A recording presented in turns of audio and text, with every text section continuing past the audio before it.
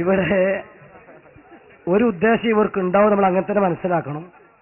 തുടക്കത്തിൽ ഞാൻ പറഞ്ഞിരുന്നു, പരിപാടിയുടെ ഉദ്ദേശം ആളുകൾക്ക് സംശയം തീർക്കുക എന്നതാണ്. ഇവിടെ ഇപ്പോ തുടക്കത്തിൽ ഉദാഹരണവും ഞാൻ പറഞ്ഞു. അഥവാ ഉറങ്ങുന്നവരെ വിളിച്ചുണർത്താം, ഉറക്കം നടുക്കി നിലനിർത്താൻ കഴിയില്ല. മാഹി മുഖാമുഖത്തിലടക്കം ഇവരെ ശൈലിയിൽ തന്നെ ഞാൻ ചോദിച്ചതിന് മറുപടിയായില്ല. അതാ പിന്നെ പേരോട് ഉസ്താദ് പറഞ്ഞത്, അബൂജാലും പറഞ്ഞത് അങ്ങനെ തന്നെയാണ്. കാരണം രണ്ട് ഉജത്ത് വേണമെന്ന് പറഞ്ഞ ചന്ദനെ രണ്ട് പിളർപ്പാക്കിയപ്പോ അന്നെ ഉജത്തല്ല സിഹാണ്. ഈ ശൈലിയാണ് സ്വീകരിക്കുന്നത്.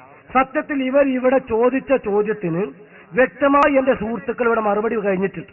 അഥവാ ആദ്യം ചോദിച്ച ചോദ്യം ഇങ്ങനെ വല്ല തെളിവും ഉണ്ടോ ചോദിക്കാൻ എന്നാണ്.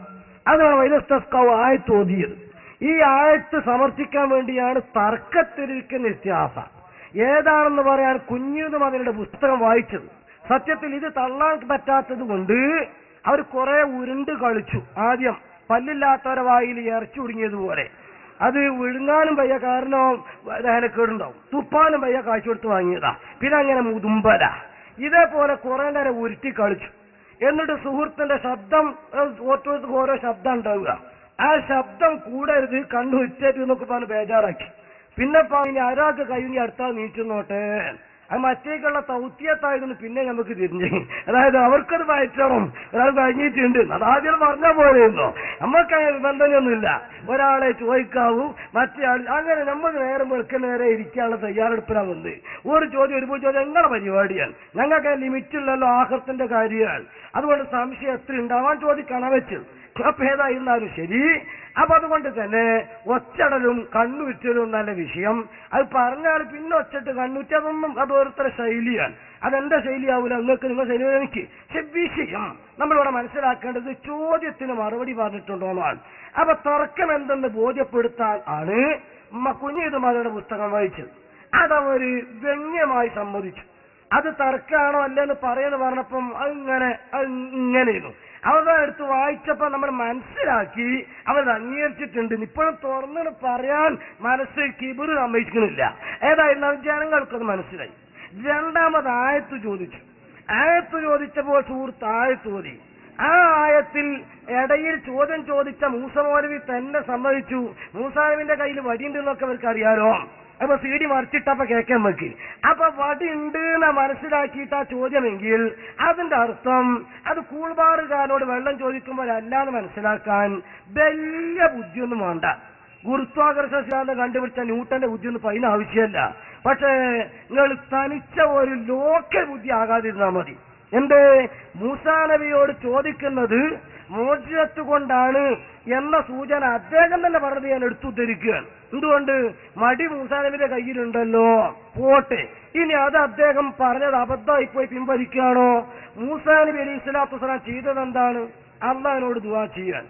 അള്ളാഹിനോട് ദുആ ചെയ്യുമ്പോ അള്ളാഹ് പറയുന്നതോ ഒരു കാര്യം ചെയ്ത മൂസയെ വേഗം കിണർ കുഴിച്ചോ എന്നല്ല, പിന്നെ കയ്യിൽ വടിയുണ്ടല്ലോ, ആ വടി ഉപയോഗിച്ചുകൊണ്ട് പാറ കളിച്ചോളൂ എന്നാണ്.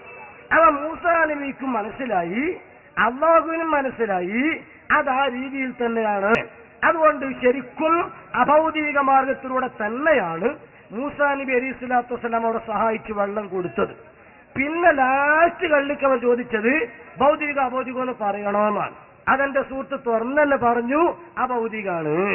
അപ്പൊ ചോദിച്ച ചോദ്യത്തിനൊക്കെ മറുപടി തുറന്ന ഭാഷയിൽ പറഞ്ഞിട്ടുണ്ട്. അതുപോലെ വായിച്ചത് തർക്കത്തിന് പുസ്തകം വായിച്ചിട്ടുണ്ട്. അതുപോലെ അത് ജനങ്ങൾക്ക് തിരിഞ്ഞിട്ടുണ്ട്. പക്ഷെ അവരെ ഉദ്ദേശം കൂടുതൽ ചോദ്യങ്ങൾ ചോദിച്ചുകൂടാ. അപ്പൊ ഇനി അടുത്ത ആൾ ചോദ്യം ചോദിക്കും, മറ്റൊരു വിഷയം ചർച്ച ചെയ്യും, നമ്മളെ മുഖാമുഖം വിജയിക്കും.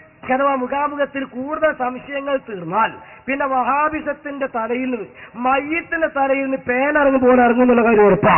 അപ്പൊ അത് മനസ്സിലാക്കിയിട്ട് ഇപ്പോൾ തന്നെ ജിന്ന് ശൈത്താനൊക്കെ ആ മറിഞ്ഞ ഭാഗത്തിലൂടെ താൻ ചോദിക്കരുത് പറഞ്ഞ ആൾക്കാര് അല്ല പെട്ടെന്നാണ് തള്ളി വിടുമ്പം വാഹനത്തിന് മുമ്പൊക്കെ പോയാൽ തന്നെ നമ്മൾ ജിന്ന് സ്റ്റോക്ക് നല്ലതാ, എപ്പോഴും ഒരു ജിന്നിന്റെ ഹെൽപ്പ് നമുക്ക് നല്ലതാ എന്ന് പറഞ്ഞ് ജിന്നിനോട് സഹായം ചോദിക്കാന്നുള്ളവർക്കും സിഗിട് പഠിക്കൂല പറഞ്ഞ ആൾക്കാർ ഇപ്പൊ പഠിക്കുന്നുള്ളവർക്കും മന്ത്രം തന്ത്രം കന്ത്രം എന്ന് കളിയാക്കിയ ആളുകൾ ഇപ്പം എന്താക്കണം, മന്ത്രിക്കണം, ഓതിയാ പോരാ ഊതി കൊടുക്കണം എന്നൊക്കെ പ്രസംഗിക്കുന്നിടത്തൊക്കെ എത്തിയത് കൊണ്ട് അണികൾ ഇപ്പൊ ലൂസായിക്കൊണ്ടിരിക്കുകയാണ്. അപ്പൊ അതുകൊണ്ട് പിടിച്ചു നിർത്താൻ പരമാവധി ഒരു ചോദ്യത്തിൽ തന്നെ ഇട്ട് ഉരുട്ടുക എന്ന കുരുട്ട് ന്യായമാണ് നടത്തിക്കൊണ്ടിരിക്കുന്നത്. അത് പൊതുജനങ്ങൾ മനസ്സിലാക്കണം. ചോദ്യത്തെ ആയത്തോതിയിട്ടുണ്ട്, വായിച്ചതിന് വിശദീകരണം കൊടുത്തിട്ടുണ്ട്, അപഭൗതികമാണെന്ന് പറഞ്ഞിട്ടുണ്ട്. അതിന് തെളിവാ പറഞ്ഞത് ആമാണ്. ഭൗതികവും പെടും അഭൗതികവും പെടും. ആം എന്ന് പറഞ്ഞാൽ അതിന്റെ അർത്ഥം അത് മൊത്തത്തിലാണ് എന്ന് പറഞ്ഞാൽ ഭൗതികവും പെടും അഭൗതികവും പെടും. അത് അതിന്റെ നിദാന ശാസ്ത്രപ്രകാരം അസീസ് ഉസ്താദ് ഇവിടെ പറഞ്ഞു. ഇനി ഇല്ലെങ്കിൽ ആമല്ല അതിനെ ഖാസാക്കണമെങ്കിൽ അതിന് തെളിവ് അവർ കൊണ്ടുവരണം. ആ തെളിവ് പറയാത്ത കാലത്തോളം ആ ചോദ്യത്തിന് മറുപടിയായിട്ടുണ്ട്. പിന്നെ മറുപടി ആയിട്ടുണ്ടെന്ന് സമ്മതിക്കാൻ പ്രയാസം ഉണ്ടാകും. പക്ഷെ പൊതുജനങ്ങളത് മനസ്സിലാക്കണം എന്ന് ഇടയ്ക്ക് വെച്ച് ഓർമ്മപ്പെടുത്തുക. അതെ, മനുഷ്യ കഴിവിന് അതീതമാണോ അല്ലയോ എന്ന് ചോദിച്ചത് ഭൗതികമാണോ അഭൗതികമാണോ എന്നല്ല. കാരണം എന്താ അറിയോ, കുഞ്ഞീത് മദീനയുടെ പുസ്തകത്തിലുള്ളത് ഭൗതികം അഭൗതികം എന്നല്ല, മനുഷ്യ കഴിവിന് അതീതമാണോ അല്ലയോ എന്നാണ് ഞാൻ ചോദിച്ചത്.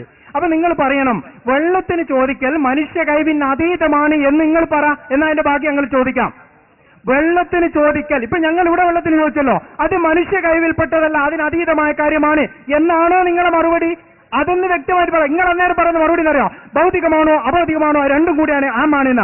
അതല്ല ചോദ്യം. ഞാനിത് ചോദിച്ചില്ല, എഴുതി പിടിച്ചിട്ട് എന്നാ ചോദിക്കുന്നത്, എന്നോട് തെറ്റിപ്പോയിട്ടില്ല. മനുഷ്യ കഴിവിന് അതീതമാണോ അല്ലയോ? ആ വെള്ളത്തിൽ ഉത്തരത്തിന് ഇവിടെ തർക്കമില്ല. അതായത് മൂസാ നബി ഉത്തരം ചെയ്തല്ലോ അവർക്ക് പാറയ്ക്ക് വടിയടിച്ചിട്ട്, അതിനല്ല ഇവിടെ തർക്കം, ചോദ്യത്തിലാണ് തർക്കം. നിങ്ങൾ ചോദ്യമാണ് കൗമ് ചോദിച്ചതിനെ പറ്റി ഞങ്ങൾ പറഞ്ഞത്. ആ ചോദ്യം തർക്കത്തിലില്ല. കാരണം എന്താ അറിയോ, അത് മനുഷ്യ കഴിവിൽപ്പെട്ട വിഷയമാണ്. ഒരാളോട് വെള്ളത്തിന് ചോദിക്കുക, ഭക്ഷണത്തിൽ ചോദിക്കുക, പൈസയ്ക്ക് ചോദിക്കുക, ഇതൊക്കെ മനുഷ്യ കഴിവിൽപ്പെട്ട കാര്യമാണ്. അതിൽ തർക്കമില്ല. മനുഷ്യ കഴിവിൽപ്പെട്ടതാണോ അല്ലയോ വെള്ളത്തിന് ചോദിക്കൽ?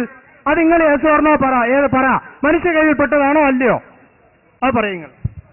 മനുഷ്യ കഴിവിന് അതീതമോ വിധേയമോ എന്നതിന്റെ മറ്റൊരു പ്രയോഗമാണ് ഭൗതികം അഭൗതികം.